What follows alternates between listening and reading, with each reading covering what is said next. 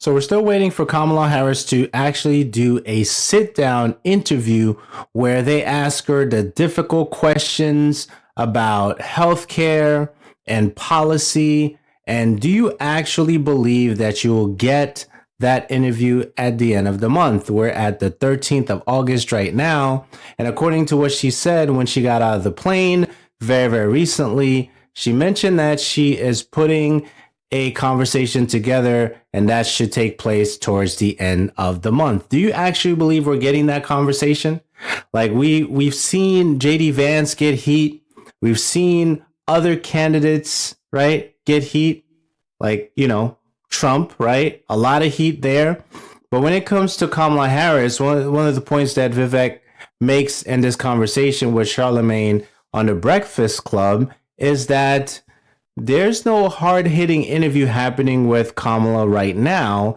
And most of us, not the super fans of Kamala, let's be honest, most of us will actually want to see her take these questions just like any other candidate takes these questions, right? But we have not seen that yet. And the question is, why? What is taking so long for us to get a sit down for Kamala Harris? Well, is it that she cannot do it? No, I don't believe that's it. She's very intelligent. We believe that she's competent and she can handle the conversation. Now, is she prepared to answer other questions after the main questions? I don't know if she's, I don't know. I'm not on the camp where she's actually ready to do that, which is why it's taken so long to even have the conversation to begin with. That's where I'm at with it, right? So in this conversation with Charlemagne and Vivek, there's a couple of points that I want to bring to this reaction. I think that Kamala can do it. I think that she's trying to find a way not to do it because it is the hot seat and no one really likes the hot seat unless you're prepared for the hot seat. And the fact that she's being run by a machine, and the same thing can be said for the Republican Party, whether that machine is doing well or not. The fact that she's being run by a machine, that machine is making all the decisions for her. So other questions that you want to ask even there is who's actually running the campaign and who actually was running the presidency while Biden was at the seat, and he's still at the seat. Is he at the seat, or who's pulling the levers right now? All right, so one of the things that Vivek mentioned in the interview with Charlemagne is this Biden pledge. So this particular article here from The Hill, here's where 2024 Republicans stand on the RNC's loyalty pledge. This is dated 8/10/23. Okay, so I'm just going to read a couple of lines here just to show you what this was about. Didn't even know this thing existed. It says here Republican presidential candidates are set to face off in just 2 weeks at the party's first primary debate in Milwaukee.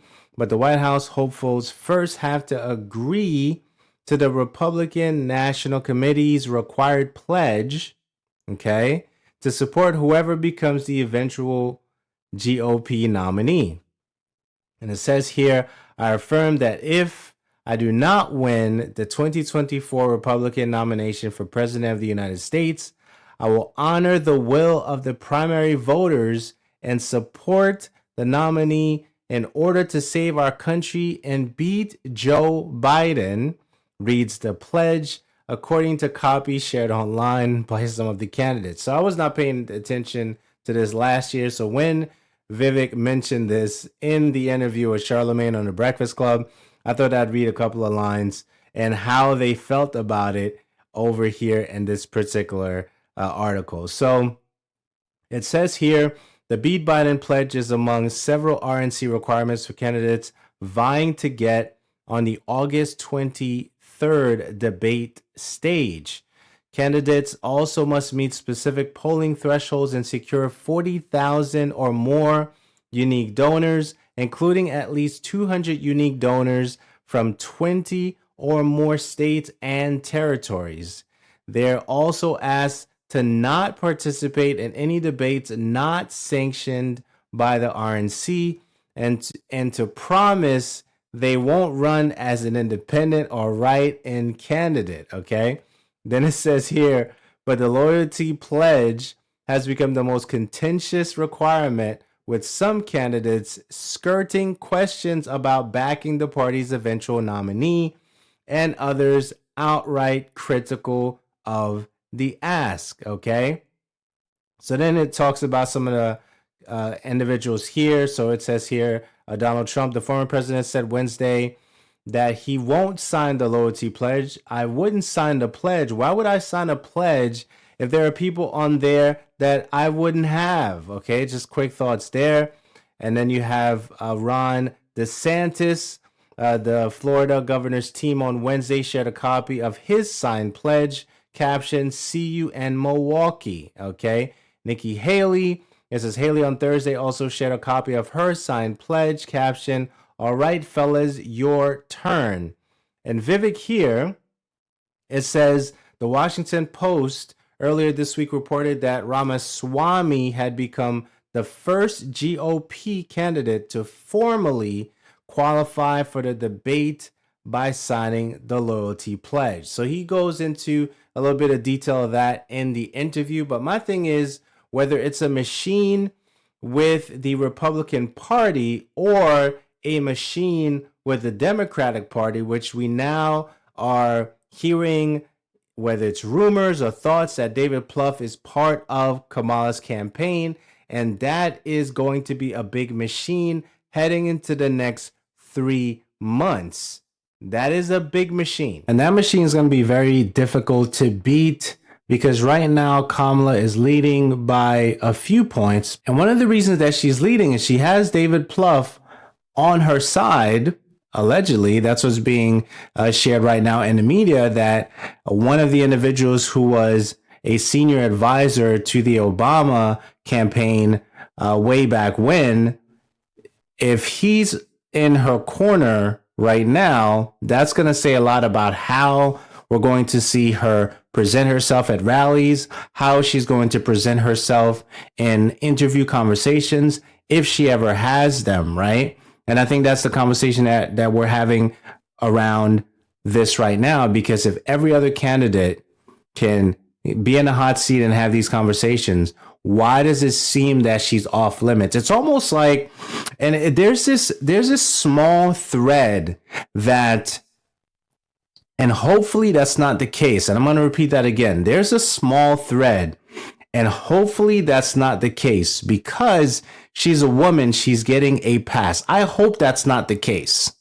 I hope that's not the case, because if you are in a public light and you're a politician, you are a public figure.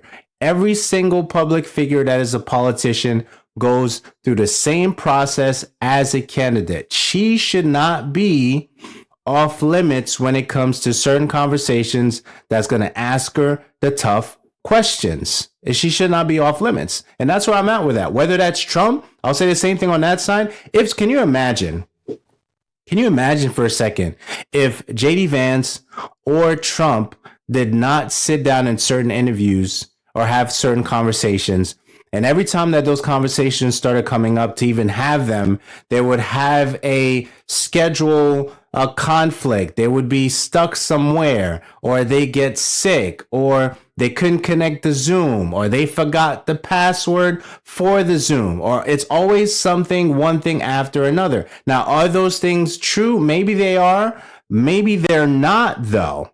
Maybe they're not, right? So when are we going to get those conversations? And I think we, okay, as the individuals who are following these things closely, or we, as voters, or we who are individuals who are going to comment on these things or make videos about them or do podcasts on them, we want to know exactly what's going on. And we kind of want to have these answers. Now, I'm going to make a prediction right now, and I think it's fair. I want to have this in this video so you could troll me after, right?